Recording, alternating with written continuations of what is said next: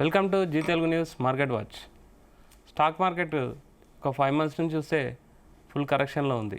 అంటే వాల్టాలిటీ ఉంది, కొన్ని రోజులు కన్సాలిడేషన్కి వెళ్ళింది. ఓవరాల్గా హై వాల్యూ నుంచి ఇంచుమించు mid and small cap 30 to 40% పడిపోయినాయి. 190 మంది పోర్ట్ఫోలియోలు అయితే రెడ్లోనే ట్రేడ్ అవుతున్నాయి. యాక్చువల్గా ఇన్వెస్టర్లు స్టాక్ మార్కెట్కి రావడానికి భయపడుతున్నారు. ఆల్రెడీ ఉన్నవాళ్ళు ఎగ్జిట్ అవుతున్నారు, సిప్పులు ఆపేస్తున్నారు. అండ్ ఇన్వెస్టర్లు అయితే స్టాక్ మార్కెట్ అంటే మనం ఉంచుకున్న అమౌంట్ని స్టాక్ మార్కెట్లో పెడితే డబుల్ అవుతుంది అనుకునే వాళ్ళు ఆలోచన కూడా చాలా మటుకు చేంజ్ అయిందని యాజ్ పర్ డాటా చెప్తున్నారు. ఇలాంటి సిచ్యువేషన్లో ఒక ఇన్వెస్టర్ సైకాలజీ ఎలా ఉండాలి, ఆయన వెళ్ళే దారి ఎలా ఉండాలి, ఎలా చూస్ చేసుకోవాలి ఇన్వెస్ట్మెంట్, మనతో మాట్లాడడానికి ఫైనాన్షియల్ ప్లానర్ గిరిబాబు గారు ఉన్నారు. Hi sir.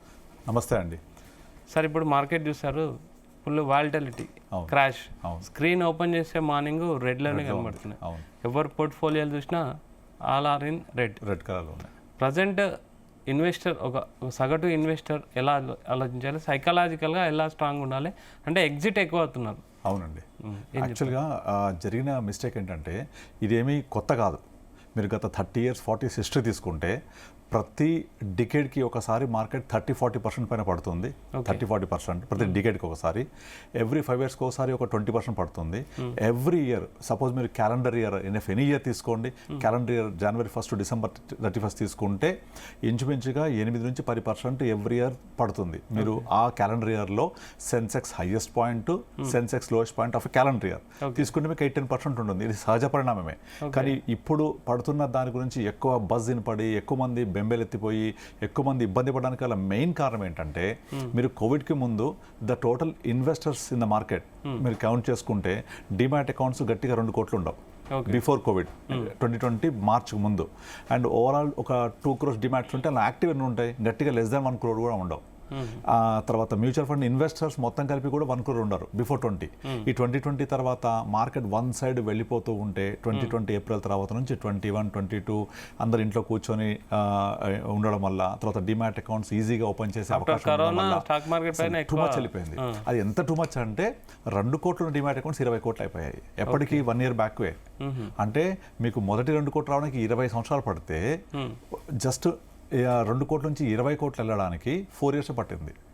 అలాగే మ్యూచువల్ ఫండ్ ఇన్వెస్టర్స్ మొత్తం కలిపి ఒక 1 crore ఉండే ఎప్పుడు బిఫోర్ 2020 కోవిడ్.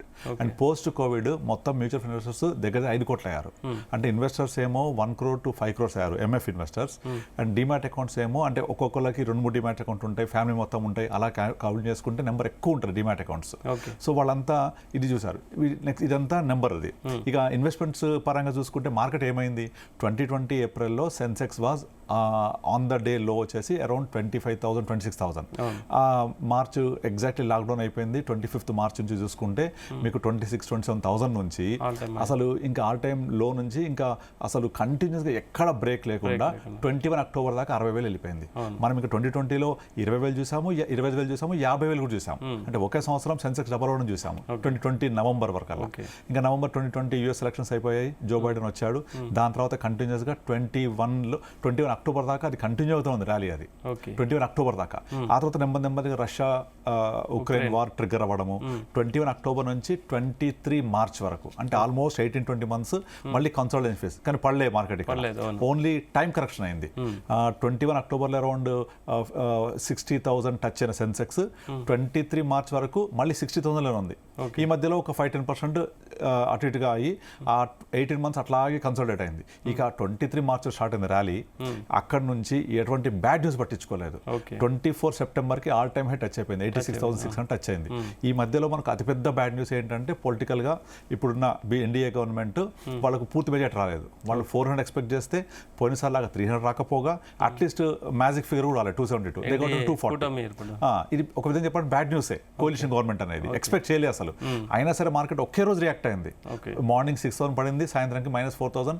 నెక్స్ట్ డే ఆ రోజు ఇది June 4th 2024 అక్కడ నుంచి మార్కెట్ 15% 50% రికవర్ అయింది. అంటే మీరు గమనిస్తే ఆ ఒక ర్యాలీలో ఏ బ్యాడ్ న్యూస్ పట్టించుకోలేదు. ఇప్పుడు ఏమైంది, మీకు ఫాలో అవుతున్నప్పుడు budget is a very good news, 12 lakhs income tax exemption is a very good news, game changer అని చెప్పొచ్చు. తర్వాత కొన్ని రకాల పాజిటివ్ న్యూస్ వచ్చినప్పటికీ అసలు ఎక్కడ పాజిటివ్స్ పట్టించుకోవట్లేదు. పాజిటివ్ న్యూస్ ఇప్పుడు ట్రంప్ టారిఫ్స్ అన్ని కూడా తీసి నేను పోస్ట్ పోన్ చేస్తున్నాడు, ఒక విధంగా పాజిటివ్ పట్టించుకోవట్లేదు. మెయిన్ మన మార్కెట్ పడిపోవడానికి మెయిన్ కారణం ట్రంప్ అని చెప్పలేము. మార్కెట్ ఇప్పుడు పడడానికి కారణం ఒక ట్రిగ్గర్ తీసుకుంటుంది, ఒక ట్రిగ్గర్. ఆ ట్రిగ్గర్కి ఒక కారణం కావాలి మార్కెట్కి. ఆ కారణము ట్రంప్ ఇలాంటి చర్యలు తీసుకోవడం అని చెప్పొచ్చు. లేదు అంటే ఎక్స్పెక్ట్ చేసినట్టుగా కంపెనీ రిజల్ట్స్ అనౌన్స్ చేయకపోవడము, రూరల్ కన్జంప్షన్ మెయిన్గా తక్కువ ఉండడము, ఇవన్నీ తెలుసు అందరికీ. కానీ మార్కెట్లో ఎకనామిక్ యాక్టివిటీ కూడా లో ఉండడం అనేది కూడా ఒక మెయిన్ ఇంపాక్ట్ అయ్యేది. అయితే ఇవన్నీ జరుగుతున్నప్పుడు మార్కెట్లో ఆల్రెడీ ఒక మంచి ప్రాఫిట్ చూశారు కదా 4.5 years చూసిన తర్వాత FIIs ఏం చేశారు, వాళ్ళ యొక్క నేచర్ ఏంటంటే ఎక్కడైతే కంట్రీస్లో లో వాల్యూ ఉంటుందో అక్కడ ఇన్వెస్ట్ చేసి ఆ డబ్బులు ఎక్కడి నుంచి చేస్తారు, వాళ్ళు వరల్డ్ వైడ్గా కలెక్ట్ చేస్తారు. దట్స్ బిజినెస్ అది వాళ్ళది. అది తీసుకొచ్చి ఎక్కడైతే లో ఉన్నాయో ఆ కంట్రీస్ ఇన్వెస్ట్ చేస్తారు. లాభం వస్తే మీరు ఏం చేస్తారు యాజ్ ఇన్వెస్టర్గా, ప్రాఫిట్ బుక్ చేస్తారా లేదా, వాళ్ళు బుక్ చేస్తారు. అది నేచర్, వాళ్ళ బిజినెస్ అది. అలా ఇండియాకి వచ్చారు when it was very low. అన్ని కంట్రీస్ మార్కెట్స్ కంటే ఇండియా మార్కెట్ చాలా పెరిగింది. ఆబ్వియస్లీ ప్రాఫిట్ బుక్ చేస్తారు, చేసిండ్రు. దాన్ని ఒక నెగిటివ్గా చూడాల్సిన అవసరం లేదు. ఇదేదో ఇప్పుడు మీరు FIIలో ఎగ్జిట్ అవుతుంటే DIIలో ఎంటర్ అవుతున్నారు. DIIలో అమౌంట్ అంటే మన అమౌంట్ కదా సార్, ఇండియాలో ఉన్న మ్యూచువల్ ఫండ్స్, ఇన్సూరెన్స్ పాలసీలు, తర్వాత లోకల్ డొమెస్టిక్ ఇన్వెస్టర్స్, వీళ్ళందరూ ఏం చేస్తున్నారు, ఈ ఫ్లో నడుస్తుంది కదా, అందరూ పాస్ట్ పర్ఫార్మెన్స్ 4 ఏళ్లలో పలానా ఫండ్ డబల్ అయింది, పలానా స్టాక్ 5 రెట్లు అయింది, 6 రెట్లు అయింది చూసి వచ్చే ఫ్లో ఆగలేదు. ఎప్పటిదాకా సెప్టెంబర్ ఆగలేదు. అసలు వాళ్ళకు కొత్త ఇన్వెస్టర్స్ అని చెప్పొచ్చు వీళ్ళందరినీ. అసలు మార్కెట్ పడుద్దని కానీ, ఇది వాలటాలిటీగా ఉంటుందని కానీ, నష్టం వస్తుందని కూడా చూడలే వాళ్ళు. అసలు ఒక సైకిల్ మన మ్యూచువల్ ఫండ్ అమౌంట్ అక్కడికే వెళ్తుంది కదా sir. Of course market equity amount లో పెట్టకూడదు అంటే చాలా మంది అడ్వైజర్స్ ఈక్విటీలో వద్దు, మ్యూచువల్ ఫండ్ ఇస్ సేఫ్ అని అంటున్నారు. ఈక్విటీ అంటే డైరెక్ట్ ఈక్విటీ వద్దని చెప్పడం. ఓకే, ఇప్పుడు మ్యూచువల్ ఫండ్ లో పెట్టండి అంటే ఆల్రెడీ మీకు చాలా మంది క్లయింట్లు మీరు ప్రజెంట్ వాళ్ళ పోర్ట్ఫోలియో కూడా నెగిటివ్ లో ఉంటాయి. వాళ్ళ సైకాలజీ ఎలా ఏమంటారు సార్? అదే చెప్తున్నా నేను. ఇప్పుడు నార్మల్గా FIIs వెళ్ళిపోతుంటే అరే ఏమో అవుతోంది ఇండియాకి, వెళ్ళిపోతున్నారని భయపడిపోయి మనం కూడా తీసేద్దామని ఫీల్ అవుతున్నారు. అవసరం లేదు. ఇప్పుడు వాళ్ళందరూ, ఇప్పుడు మీరు అడిగిన ప్రశ్నకి కొత్త ఇన్వెస్టర్స్, ఇప్పుడు ఇన్వెస్ట్ చేసిన వాళ్ళు, 1 year నుంచి చేసిన వాళ్ళు, ఏది ర్యాలీ చూసి వచ్చిన వాళ్ళు ఏమవుతున్నారు అంటున్నారు కదా, వాళ్ళందరూ ప్యానిక్ అవుతున్నారు నిజంగా చెప్పాలంటే. అందుకే మీకు సిప్ బుక్ కూడా నెట్ నెగిటివ్ కనబడుతుంది. ఫస్ట్ టైం జనవరిలో నెట్ నెగిటివ్ ఉంది. అంటే నెట్ నెగిటివ్ అంటే రిజిస్టర్ అయిన SIPలు, క్యాన్సర్ అయిన SIPలు ఎక్కువ ఉన్నాయి రిజిస్ట్రేషన్ కంటే కూడా. సో అది నెంబర్ రావట్లేదు. అండ్ తర్వాత ఫిబ్రవరిలో అదే నెంబర్స్ వచ్చాయి. మార్చ్ డెఫినెట్లీ ఇంకెక్కువ నెట్ నెగిటివ్ ఉంటుంది. ఇదంతా ఎందుకు అవుతుందంటే వాళ్ళు ప్యానిక్ అయిపోతున్నారు. FIIs వెళ్ళిపోతున్నారు, మార్కెట్ పెరగట్లేదు, పడుతోంది, నేను ఇంత పెట్టాను రావట్లేదు అని ఫీలింగ్ ఉన్నారు. కానీ అర్థం చేసుకోవాల్సింది ఏంటంటే this is the nature of market. Number 2, మీకు ఏదైనా ఒక డిస్కౌంట్ సేల్ జరిగింది అనుకోండి, అంటే అర్థం ఏంటి, తక్కువ ధర దొరుకుతున్నట్టే కదా. ఇప్పుడు మీకు ఆషాఢం సేల్ ఎందుకు చేస్తారు, మనకు బాటమ్ వచ్చిందంటారు. బాటమ్ వచ్చిందా అంటే చెప్పలేము. అంటే యాక్చువల్గా 22,000 నిఫ్టీకి ఒక మంచి సపోర్ట్ జోన్ ఉంది, అక్కడ టచ్ అయింది. లాస్ట్ వీక్ కాక బిఫోర్ లాస్ట్ 21,965 ఇంట్రాడే లో టచ్ చేసింది. అక్కడ నుంచి ఇమీడియట్లీ ఒక 5 to 6% రికవర్ అయింది. ఇప్పుడు లాస్ట్ వీక్ అంతా అక్కడే కొట్టుకుంటుంది ఇండెక్స్ అంతా. ఇది కన్సల్టేషన్ ఫేజ్. ఇక్కడ నుంచి ఏప్రిల్, మే, జూన్ వరకు కొంచెం కన్సాలిడేట్ అయ్యి అక్కడ నుంచి నెమ్మదిగా పోస్ట్ జూన్ మనకి ఏదైతే Q1, Q2 రిజల్ట్స్ వస్తాయో ఆ రిజల్ట్స్ కనుక బాగుంటే ఇంకా అక్కడ నుంచి పైకి వెళ్తుంది మార్కెట్. ఇదంతా ఒక బయింగ్ ఆపర్చునిటీ. ఇదే సార్ క్వశ్చన్స్ ఏంటంటే బాటమ్ బై ఎప్పుడు, FIIL ఎప్పుడు బ్యాక్ వస్తాయి? ఇది బాటమ్ ఇది అని ఎవరు చెప్పలేరండి. ఇది ఇంపాసిబుల్. ఒక్కరికే తెలుస్తుంది, దేవుడికి. ఇంకోటి తెలుస్తుంది అబద్ధాలు చెప్పేవాడికి. ఇద్దరికి తప్ప ఎవరికి తెలియదు. కనుక మీరు బాటమ్ కోసం చూడొద్దు. మీరు ఒకవేళ కనుక లాంగ్ టర్మ్ ఇన్వెస్ట్మెంట్ ప్లానింగ్ ఉంటే, ఇమాజిన్ ఈ ఇన్వెస్ట్మెంట్ రిటైర్మెంట్ ప్లానింగ్ అంటే మీరు అన్నారు కదా డైరెక్ట్ ఈక్విటీ ఏంటి అని. డైరెక్ట్ ఈక్విటీ కంటే కూడా మ్యూచువల్ ఫండ్స్ ఎప్పుడు వెల్త్ క్రియేట్ చేస్తాయి. డైరెక్ట్ ఈక్విటీ చేసే వాళ్ళు ఏంటంటే వాళ్ళు షార్ట్ టర్మ్ గెయిన్స్ చూస్తారు. ఇగో కొన్నాను, ఇగో ఇంత పెరిగింది, అమ్మేసాయి, ప్రాఫిట్ బుక్ చేయి, ఇంకోటి కొను, ఇలా గనక మీరు ట్రేడింగ్ చేస్తే you can never make wealth. Wealth create అయ్యేది ఓన్లీ ఇన్వెస్ట్మెంట్ ద్వారానే. ఇప్పుడు ఫర్ ఎగ్జాంపుల్ మనము ముఖేష్ అంబానీ ఒకరిని చూస్తాం, అలాంటి వాళ్ళని, లేదా ఒక ఎంటర్ప్రీనర్ ఒకరిని చూస్తాం. ఇంతమంది భారతీయుల్లో ఎన్ని కంపెనీస్ వెల్త్ క్రియేట్ చేశాయి? వెరీ ఫ్యూ అంటే very few. We can count on finger tips. ఎందుకు జరుగుద్ది అంటే విజన్, లాంగ్ టర్మ్, డ్యూరేషన్ అది ఉండాలి, లేకపోతే రాదు. ఓకే, నేను ఒక చిన్న ఎగ్జాంపుల్ చెప్తాను సార్. ఫ్రెండ్ ఉన్నాడు ఒక అతను, 4.5 years నుంచి ఇన్వెస్ట్మెంట్ 2025లో అమౌంట్ అవసరము. ఓకే, సరే అని ఇన్వెస్ట్మెంట్స్ చేసుకుంటూ వచ్చాడు. ఎప్పటి నుంచి? ఒక 4 years, 4.5 years. రైట్. కానీ ఇప్పుడు ఆయన ఇంచుమించు క్యాపిటల్కి కొంచెం మైనస్ అయింది కానీ ఓకే అంత మైనస్లో లేడు. ఓకే కాకపోతే నా 5 years టైం వేస్ట్ అయిపోయింది. నేను ఇదే ఎక్కడన్నా పెట్టింటే రిటర్న్స్ వచ్చేది కదా. Good question. మీలాంటి ఇన్వెస్టర్లు అడ్వైజర్లు ఇన్వెస్ట్ చేయమంటారు. అవును. బట్ ఇక్కడ ఆయన గ్రాఫ్ చూస్తే టైం వేస్ట్. ఇక్కడ ఒక మిస్టేక్ జరిగింది. ఆయన డైరెక్ట్గా వెళ్ళాడా, సొంతగా అడ్వైజ్ ద్వారా వెళ్ళాడా? డైరెక్ట్గా వెళ్ళి అది మిస్టేక్. ఫస్ట్ ఒక డైరెక్ట్గా ఇన్వెస్ట్ చేస్తే వాళ్ళకు నా గోల్ ఎప్పుడు, నేను ఎప్పుడు దీన్ని ఎగ్జిట్ అవ్వాలి, ఎప్పుడు నేను పోర్ట్ఫోలియోని ట్రిమ్ చేసుకోవాలి, నా గోల్ ఎంత దూరంలో ఉంటే చేయాలి, ఇక్కడ మార్కెట్ గత 4 yearsలో ఏమైంది, అంతకుముందు ఏమైంది అనే విషయాలు ఆయనకు తెలిసి ఉంటాయా? యాజ్ అ డైరెక్ట్ ఇన్వెస్టర్ తెలియదు కదా. ఇప్పుడు సపోజ్ మీరు నార్మల్గా ఏదైనా ఒక స్టూడెంట్ టీచర్ అనుకోండి, ఆ టీచర్ అక్కర్లేదు నాకు, నేను సొంతగా చదువుకొని గైడ్ పాస్ అవుతా అంటే గైడ్ చదువుకొని పాస్ అవ్వచ్చు. కానీ ఒక టీచర్ పీ రేట్స్ అవి అన్ని యూట్యూబ్ లో చూసే కొన్ని నామ్స్ ఉంటాయి, అవి ఓకే చేసుకుని అసలు మనకు ఫైనాన్షియల్ అడ్వైజర్ ఎందుకు అని అంటారు. నేను చెప్తా. ఇప్పుడు మీరే ఇదే క్వశ్చన్ మా దగ్గర కూడా చాలా మంది I deal around 2,500+ clients. I handle 220 crores of asset under management. అయితే మేము ప్రతి క్లయింట్ కూడా ఒక ప్రొఫైల్ క్రియేట్ చేసుకుంటాం. ఇప్పుడు మీ ఎగ్జాంపుల్ తీసుకుంటే నాకు 2025లో గోల్ ఉంది, ఫలానా అవసరం ఉంది అని ముందే నాకు 5 ఏళ్ల క్రితం తెలిసినప్పుడు మేము అంతకు 6 months ముందే ఆ పోర్ట్ఫోలియో మొత్తాన్ని ట్రిమ్మింగ్ చేసి మార్కెట్ హైలో ఉంది అనుకున్నప్పుడు, ఆ హైలో వెళ్తున్నప్పుడు ఇంకా నాకు ఆ గోల్ రీచ్ అవ్వడానికి ముందే దాని మొత్తాన్ని లో పోర్ట్ఫోలియో తీసుకొచ్చాం, లో ఈక్విటీ తీసుకొచ్చేస్తాం. అంటే balance advantage fund, equity savings fund, conservative hybrid ఫండ్స్కి, అంటే అసలు ఈక్విటీ ఉండదు అందులో, చాలా తక్కువ ఉంటుంది. అంటే మార్కెట్ ఎంత పడ్డా కూడా పెద్దగా ఇంపాక్ట్ ఉండదు. They are conservative hybrid funds, equity savings funds, balance advantage funds. ఇలా పోర్షన్ ఆఫ్ ఈక్విటీ తక్కువ ఉంటుంది. అండ్ ఫండ్ మేనేజర్స్ కూడా చాలా యాక్టివ్గా మేనేజ్ చేసి ఈక్విటీ కనుక లోలో ఉంటే, మార్కెట్ లోలో ఉంటే హై ఈక్విటీ, మార్కెట్ హైలో ఉంటే లో ఈక్విటీ చేస్తారు వాళ్ళు. ఇందులో మీకు ఎటువంటి నష్టభయం ఉండదు ఇన్ ఏ లాంగ్ టర్మ్ పీరియడ్లో. కనుక మనం నెమ్మదిగా పోర్ట్ఫోలియోని ఒక 6 months ముందే మూవ్ చేసేస్తాం. మూవ్ చేసి ఆయన గోల్ రీచ్ అయ్యేప్పటికీ మనం అంతా కూడా క్లియర్గా తనకు అవసరమైన విధంగా ఎంత డబ్బులు ఎక్స్పెక్ట్ చేస్తున్నాడో అట్లీస్ట్ 15% ఉండేలాగానే చేస్తాం. ఎందుకంటే లాస్ట్ 5 years చేశారని చెప్పారు. డెఫినెట్ అయిన పోర్ట్ఫోలియో మోర్ దెన్ 15-18 ఉంటుంది. అది కాపాడుకుంటేనే వెల్త్ క్రియేషన్ని మనం ఎంజాయ్ చేయగలుగుతాం. ఇంకా పెట్టాము, పెరిగింది, పోయింది అంటే యూజ్ ఏమని చెప్పండి. సో అలా కాదు. ఫర్ ఎగ్జాంపుల్ చాలా మందికి నేను రూల్ 15 చెప్తూ ఉంటా. 15,000 per month, 15 years పీరియడ్, 15% వస్తే 1 crore అని. నాకేం క్వశ్చన్ చేస్తారు, ఓకే బాస్ బాగుంది 1 crore వచ్చింది, ఇంకా సడన్గా నేను తీసుకోవాలంటే మార్కెట్ పడిపోతే ఎట్లా అని చెప్తారు. ఎస్, మీరు కనుక ఎప్పుడు గోల్ రీచ్ అవ్వడానికి టైం ఉంది, ఆ గోల్ ఎప్పుడు అని కనుక ముందుగా మనం అర్థం చేసుకుంటే దానికి ఒక 6 months 1 year ముందే we will trim the portfolio into det and balance portfolio. ఒకటి. రెండోది, నాకు ఎంత అవసరం ఉంది, ఒకేసారి కావాలా లేకపోతే ఎవ్రీ మంత్ కావాలా, we will make it to that buckets, డిఫరెంట్గా చేస్తాం. లేదా నాకు ఒకవేళ ఇప్పుడే కాదు, నాకు సడన్గా అవసరం ఉందంటే we always maintain emergency fund for that. లేదా నా గోల్ అంతా కూడా మొత్తం 1 కోటి రూపాయలు కావాలి నాకు, పలానా టైంలో మా పిల్లల పెళ్ళిళ్ళు ఉన్నాయి, ఎడ్యుకేషన్ అంటే ముందుగా 5-6 months నుంచే ట్రిమ్ చేస్తూ ఉంటాం. This will be done only through the help of advisor. సొంతగా చేయాలి అంటే వీ షుడ్ నో. ఇప్పుడు మార్కెట్ అనేది ఊరికే ఇండెక్స్ ఎంత ఉంది, పిఈ రేషియో చదివితే అర్థం కాదండి. We have to travel with the market. నేను 25 years నుంచి మార్కెట్లో ఫైనాన్షియల్ అడ్వైజర్ ఉంటే, మీరు ఒక లాంగ్ డిస్టెన్స్ వెళ్ళాలనుకోండి, go with the driver. Okay, సిటీలో డ్రైవ్ చేయాలనుకోండి, యూ కెన్ డ్రైవ్ సేఫ్లీ. మీరు సొంతగా చేస్తే మీరు ఇక్కడ నుంచి విశాఖపట్నం వెళ్ళాలి, ఇక్కడ నుంచి బెంగళూరు వెళ్ళాలి, మీరు డ్రైవ్ చేయగలుగుతారా? దో యువర్ డ్రైవర్ లేదు కదా. But professional driver will do in a professional manner. అంతేనా లేదా? సో మెంటర్ ఉండాలి, డ్రైవర్ ఉండాలి, కోచ్ ఉండాలి, గైడ్ ఉండాలి. సచిన్ టెండూల్కర్ కూడా కోచ్ ఉన్నాడు కదా.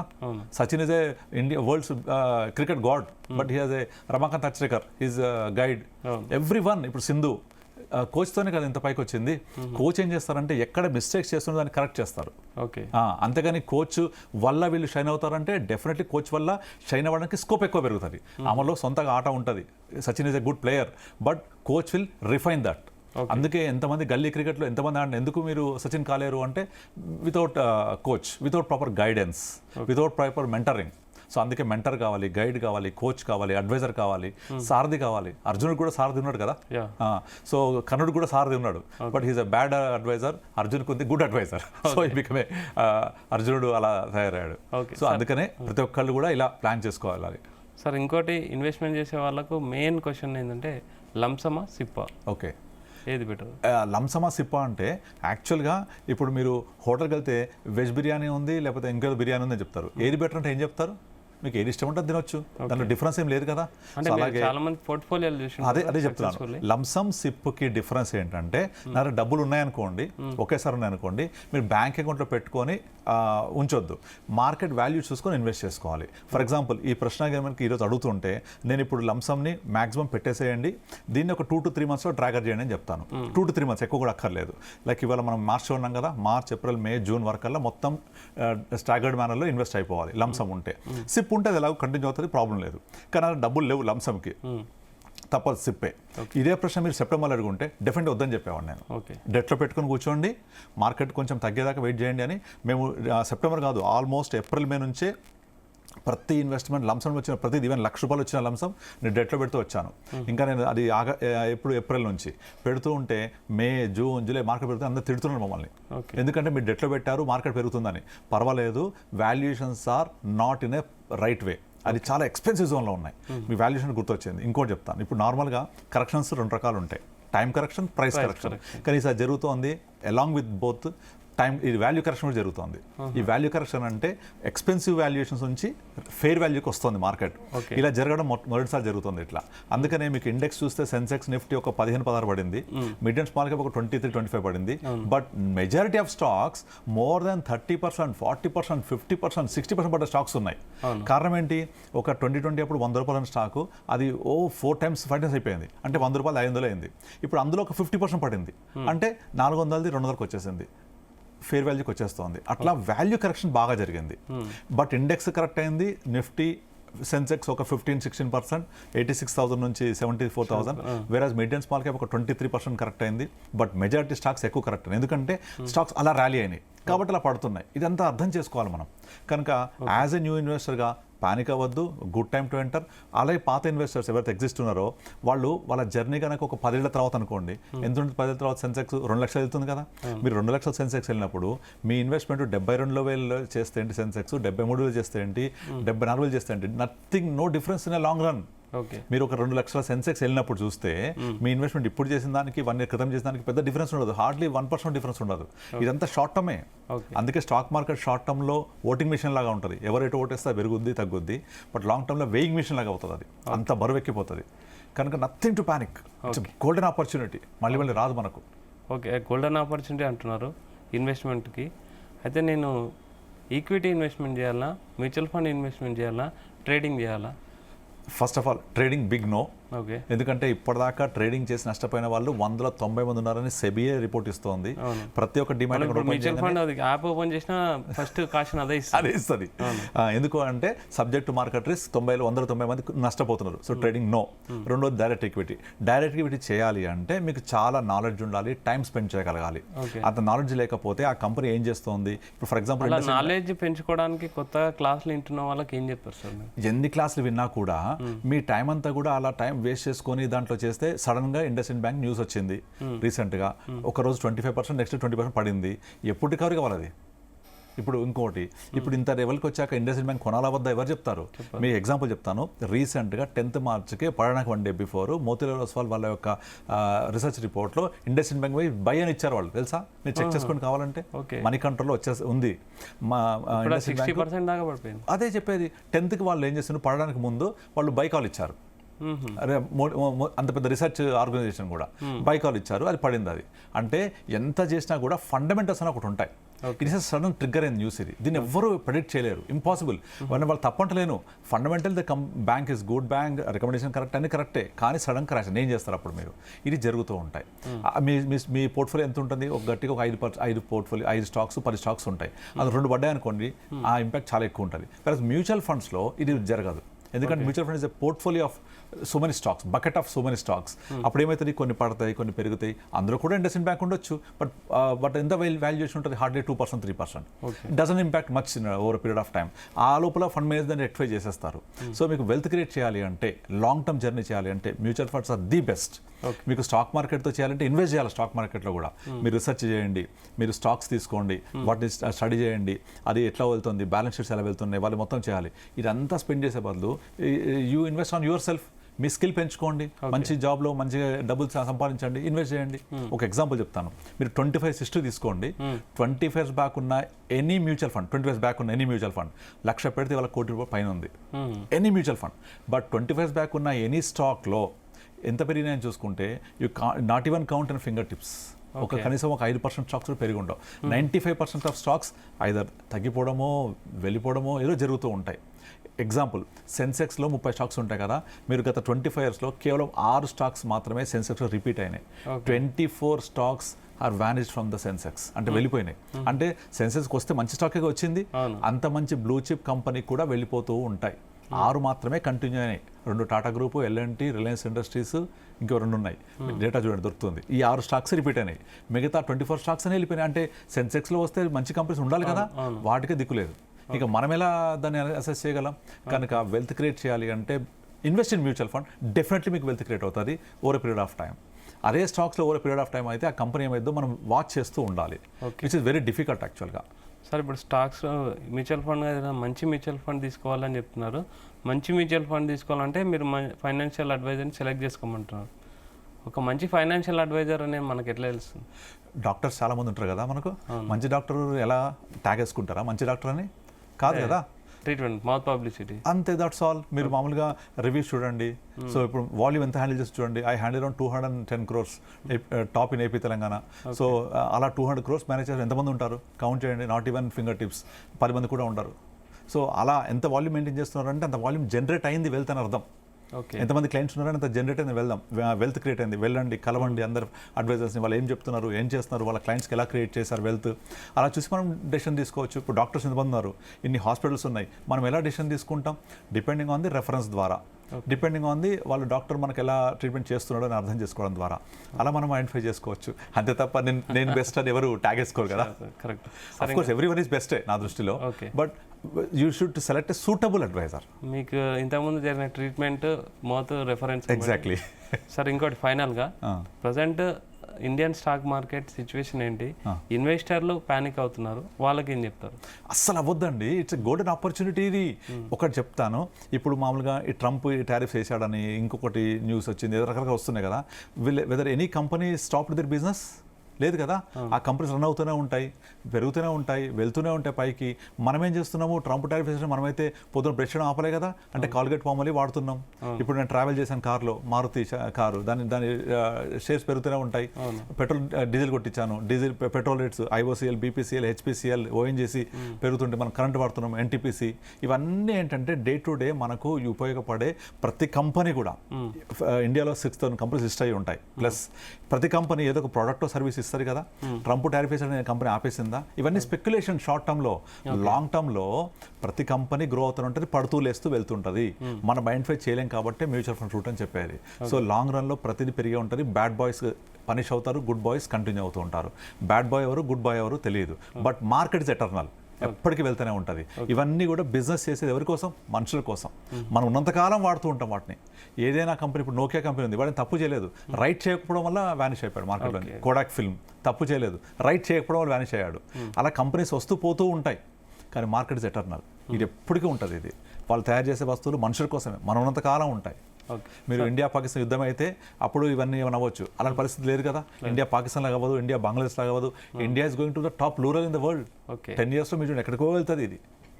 సార్ గన్ షాట్లో మ్యూచువల్ ఫండ్, ఈక్విటీ ఇన్వెస్ట్మెంట్ ఏది సెలెక్ట్ చేసుకుంటారు? Mutual fund without second thought. మీ గోల్ రీచ్ అవ్వాలంటే డెఫినెట్లీ మ్యూచువల్ ఫండ్ పక్కా రీచ్ అవుతారు. స్టాక్స్లో సడన్గా ఏమైనా జరగవచ్చు, ఆ స్టాక్ పడిపోవచ్చు. అది మీరు అవేర్నెస్తో ఉండాలి. అలా చేసి మీరు చాలా నాలెడ్జ్తో ఉండి, టైం స్పెండ్ చేసి, మీకు నెట్వర్క్ ఉండి, ఇన్ఫర్మేషన్ ఉంటే yes stocks are best, no doubt అందులో. కానీ ఇవన్నీ లేనప్పుడు better mutual funds, because someone is handling కదా. అండ్ రిటర్న్స్ పరంగా చూసుకుంటే పెద్ద డిఫరెన్స్ ఏమి ఉండదు. లాంగ్ రన్లో ఇది కూడా 18-20% ఇచ్చాయి, స్టాక్స్ కూడా ఇచ్చాయి. కానీ స్టాక్స్ 100 స్టాక్స్లో 5 కూడా ఇవ్వాలా, కానీ 100 మ్యూచువల్ ఫండ్స్లో 100లో 90 ఇస్తాయి మీకు అట్లా. అది డిఫరెన్స్, ప్రపోర్షనట్ ఎక్కువ ఉంది కదా ఇక్కడ. So definitely you will achieve your goals. Thank you very much sir, చాలా మంచి విషయాలు చెప్పారు. ఇది గిరిబాబు గారు ఏం చెప్తున్నారంటే, ప్యానిక్ అవ్వాల్సిన అవసరం లేదు, ఇండియన్ మార్కెట్ కానీ ఇండియన్ ఎకానమీ కానీ చాలా స్ట్రాంగ్గా ఉంది. ఇది గోల్డెన్ ఆపర్చునిటీ ఇన్వెస్టర్ల కోసము. మంచి మ్యూచువల్ ఫండ్ కానీ మంచి స్టాక్స్ కానీ ఫండమెంటల్ స్టడీ చేయండి. ఫండమెంటల్ స్టడీ చేయాలంటే మంచి ఒక ఫైనాన్షియల్ అడ్వైజర్ని అయితే సెలెక్ట్ చేసుకోండి. దాని ద్వారా ఇన్వెస్ట్మెంట్ చేస్తే మీకు మంచి మీ క్యాపిటల్కి మంచి రిటర్న్స్ వస్తాయని సార్ చెప్తున్నాడు. Keep watching Zee Telugu news.